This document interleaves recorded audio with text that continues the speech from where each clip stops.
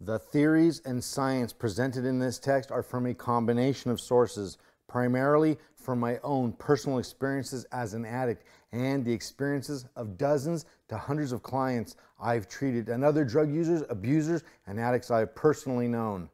There is no greater resource of recovery data than the very real experiences of those who experimented with drugs and those who suffer from the disorder of addiction.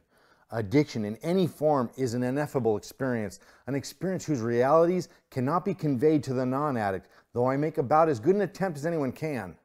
Addiction is elusive and difficult to understand, and 100% of all the addicts I have known and treated agree that it takes an addict to understand an addict.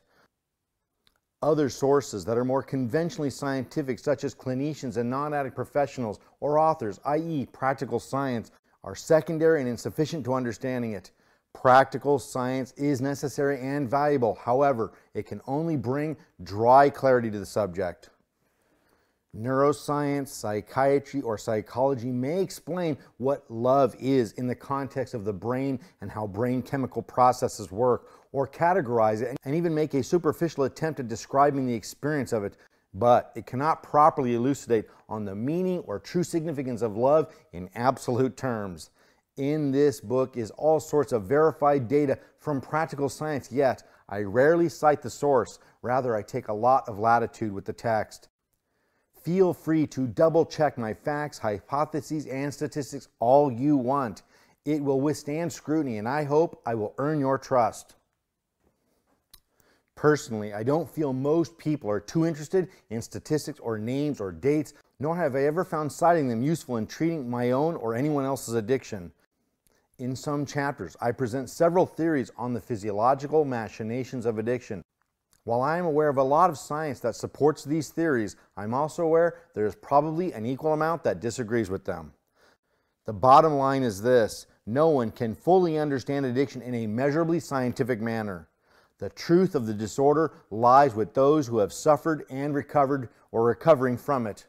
Therefore, the most reliable and scientific data info is from the lay people who've experienced it and continue to. Matters of the mind and heart extend beyond clinical perception. So please don't send a bunch of letters or emails to me or the publishers trying to prove or disprove what you've read here. Take what is useful to you and leave the rest.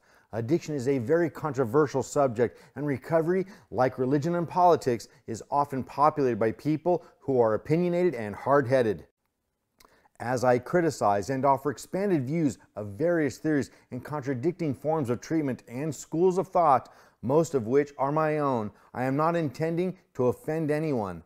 I am merely pointing out my own personally verified experiences and those of dozens or hundreds of others.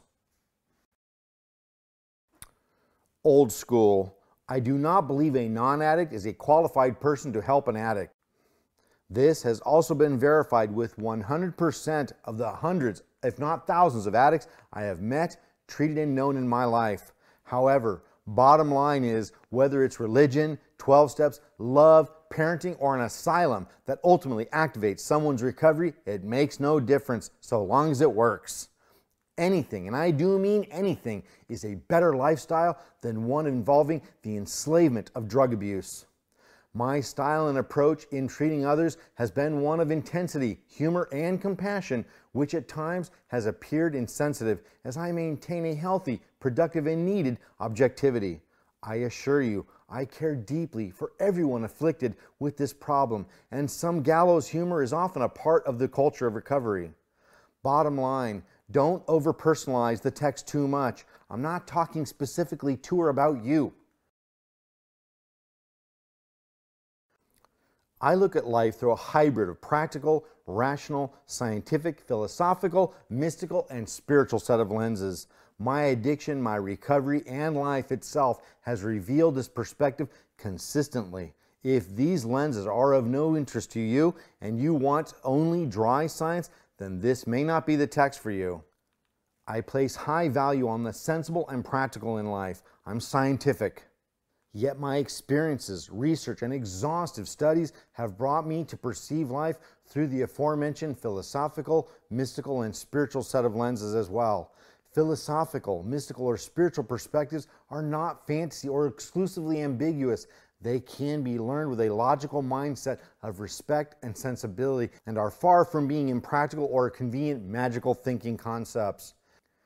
Anything we learn intellectually requires further layers of understanding and often requires pushing the limits of the reality perception we already have to at least consider something new or beyond our own current logic and reason.